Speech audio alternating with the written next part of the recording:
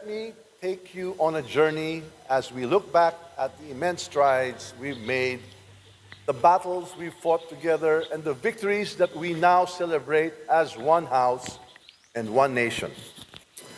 When we began this legislative year, we were faced with an uphill battle. Inflation bore down on every Filipino household. Global conflicts sent ripple effects across our shores, and calamities tested us and the resilience of our nation. You, my colleagues, have never wavered. Thank you.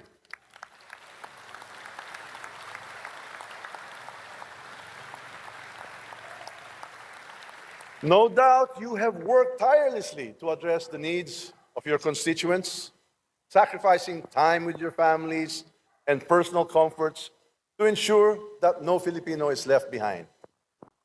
On this note, I would like to commend all the members for your inestimable contribution to this chamber. Thank you again.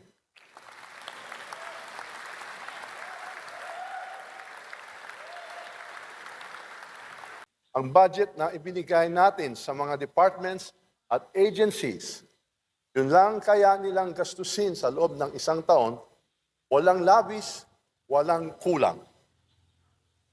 On our legislative duties, we have approved 60 out of the 64 common legislative CLA measures, demonstrating our resolve to deliver on our promises.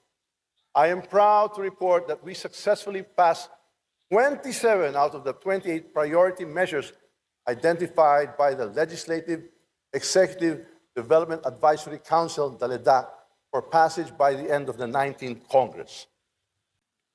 Tapos nang natin lahat ng homework natin para sa taong ito. At sigurado po, mission accomplished tayo sa iba pang batas bago matapos ang termino natin sa 19th Congress sa Hunyo. This year, we have also exercised our oversight functions with diligence and integrity. Our investigations in aid of legislation have uncovered anomalies, held officials accountable, and pushed for reforms to ensure public funds are spent wisely. In the course of our legislative responsibilities, the House of the People remains vigilant in emphasizing the importance of transparency and accountability of public funds, reaffirming our commitment to safeguarding our most precious resources. Ladies and gentlemen, the voice of the people resonates through us. As their emissary, let us acknowledge we have a sacred duty to our constituents and the values that bind us as a nation. A better future for the entire nation carries the essence of our duty. Our policies and actions must be designed to bring people together and not divide them, to build instead of destroy, and to develop rather than impede. Nakabang ang milyong Pilipino sa bawat hearing ng ating Quad Committee at Good Government Committee. Naging sumbungan ang Kongreso ng mga kababayan nating naghahanap ng katarungan at solusyon sa mga katiwalian. Kailangan lang nagsimula na rin ang hearings ng ating Quinta Committee. Tayo natin maghanap ng solusyon kung paano pababain ang presyo ng bigas at iba pang bilihin.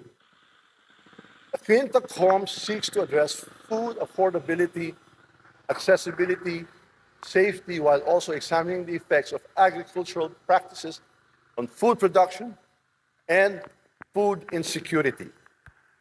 Hindi tayo titigil hanggat hindi nabubuhat ang mga kartel at ito ay may preso ang mga leader nila.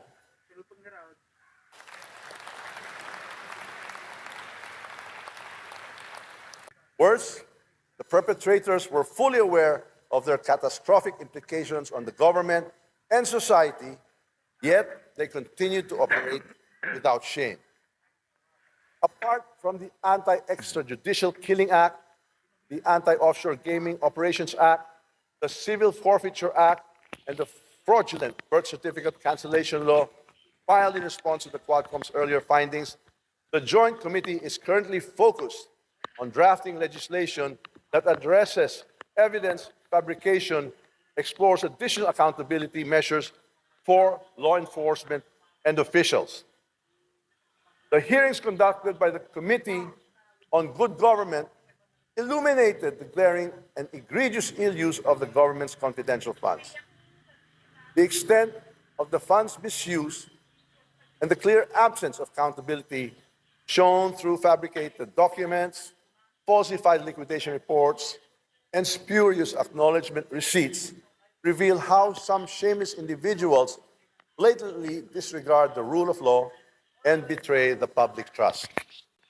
Stricter measures for fund release and enhanced auditing policies must be implemented. Transparency in the General Appropriations Act must always be pursued. As a result, two proposed bills emerged from the hearings. One, to regulate the use of confidential funds and impose penalties for its misuse. And another, to define qualifications and penalties for special disbursing officers who violate the provisions of the law.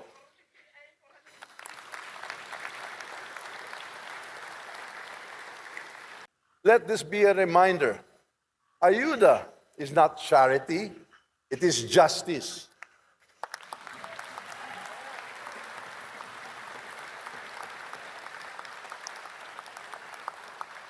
It is our duty to ensure that no Filipino falls through the cracks, especially in times of crisis. This is what governance means, not merely passing laws, but ensuring that these laws translate into hope and dignity for every Filipino family. Sa mga kontra sa ayuda, handang ipakita ng administrasyong ito kung saan napunta ang bawat sentimong inilaan para rito.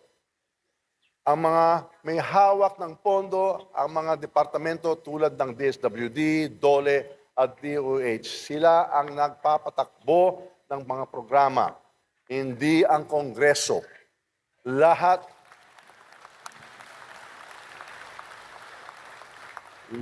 ng programa ito may totoong benepisyaryo, may totoong resibo. Walang notice of disallowance mula sa Commission on Audit.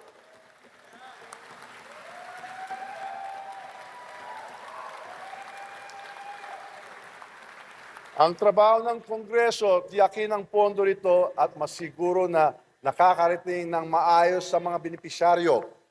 Our legislative agenda this year has been centered on economic recovery and growth. By passing measures that promote job creation, support small and medium enterprises, and attract foreign investments, we have laid the foundation for a more robust and inclusive economy.